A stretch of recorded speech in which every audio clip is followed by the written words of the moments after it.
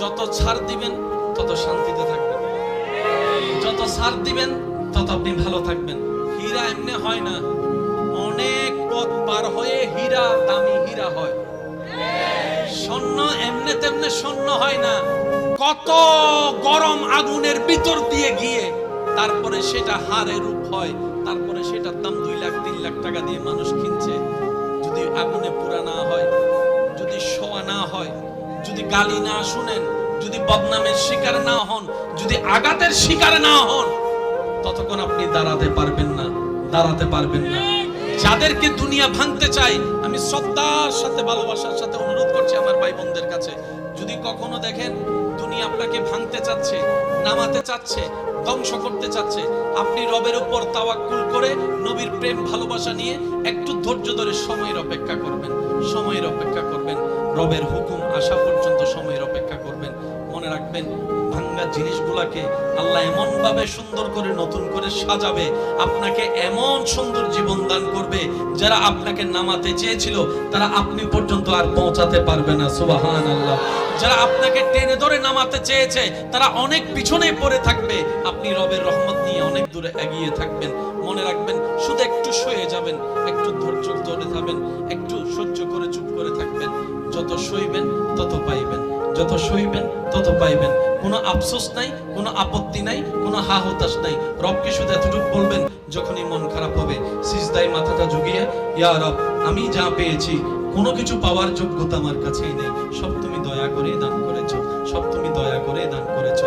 একটা জিনিস পাওয়ার যোগ্যতা আমার নাই, এই চোখ পাওয়ার মতো যোগ্যতা আমার কাছে নেই, এই কান শোনার মতো কান আমার কাছে নেই। আল্লাহ, কোনো কিছুরই পাওয়ার যোগ্যতা নেই, তুমি দয়া করে দেখার জন্য 2টা চোখ দিয়েছো, তোমার দরবারে শুকরিয়া। সুবহানাল্লাহ।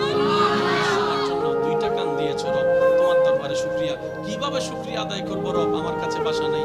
হাজার গুনাহ করেছি, তুমি রিজিক বন্ধ করে দাও নাই। ফজরের নামাজ পড়ি নাই, ঘুম থেকে ওঠার আগে তুমি আমার জন্য নাস্তার ব্যবস্থা করে দিয়েছো। সুবহানাল্লাহ। আল্লাহ, এত গুনাহ করেছি, এত নাফরমানি করেছি, তারপরে তুমি বারবার ডেকেছো, বারবার করে ডেকেছো, বারবার করে ডেকেছো। কুল ইয়া ইবাদিয়াল্লাযীনা আসরাফু আলা আনফুসিহিম লা তাকনাতু মির রাহমাতিল্লাহ।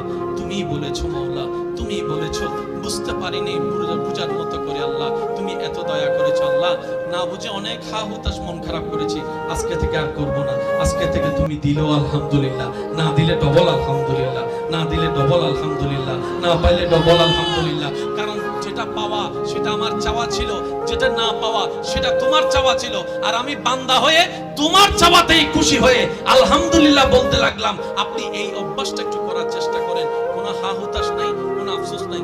আলহামদুলিল্লাহ, আলহামদুলিল্লাহ, আলহামদুলিল্লাহ, আলহামদুলিল্লাহ। এবার রব্বুল আলামিন আপনার এই আলহামদুলিল্লাহ যদি রবের দরবারে একবার কবুল হয়ে যায়, লা ইন শাকারতুম লা আযীদান্নাকুম আয়াত আপনার উপর চলে আসবে নিয়ামত হয়ে। বলেন না সুবহানাল্লাহ। হাঁটার সময় মাঝে মধ্যে পা মচকা খান, এটাও নিয়ামত।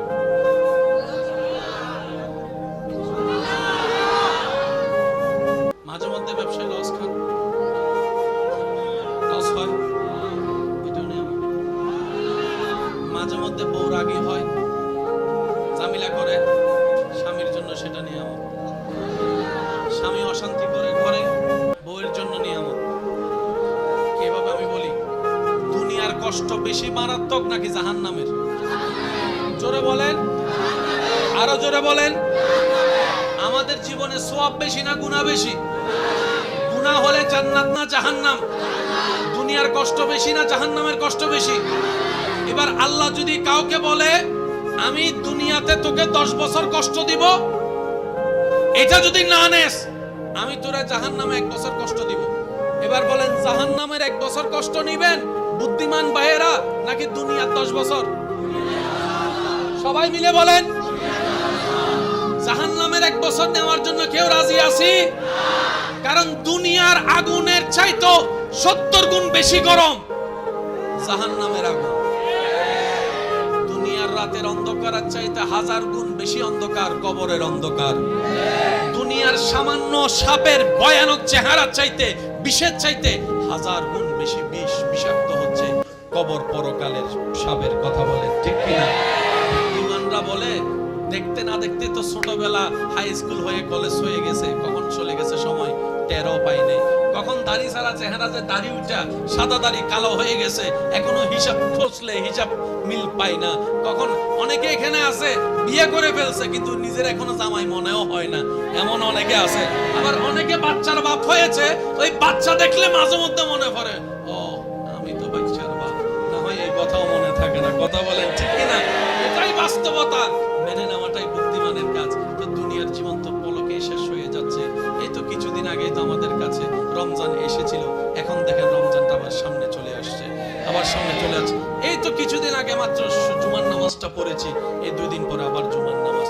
বুদ্ধিমানরা মনে করে জাহান্নামের ভয়ানক আযাব সইতে পারবো না, দুনিয়াটাই ভালো কল্যাণে। ঠিক এই কাজটাই আল্লাহ করে।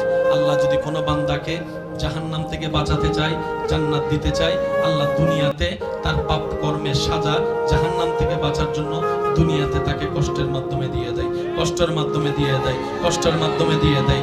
কাটা ফুটাটাও গুনাহ মাফ, পা মচকানো গুনাহ মাফ, এমনকি গায়ে জ্বর হওয়াটাও গুনাহ মাফ হয়ে যায়, গুনাহ মাফ হয়ে যায়। সেজন্য মনে রাখবেন, জীবনে যতই দুঃখ কষ্ট আসুক, আপনি শুধু ধৈর্য ধরে সবর করবেন আর আল্লাহর দরবারে শুকরিয়া করবেন। হবে কি? গুনাহ মাফ হবে, নেকির পাল্লা বাড়ি হবে, জাহান্নাম থেকে বেঁচে যাবেন, জান্নাত আপনার ঘর হয়ে যাবে যদি রব্বুল আলামিন চায়। বলেন না সুবহানাল্লাহ।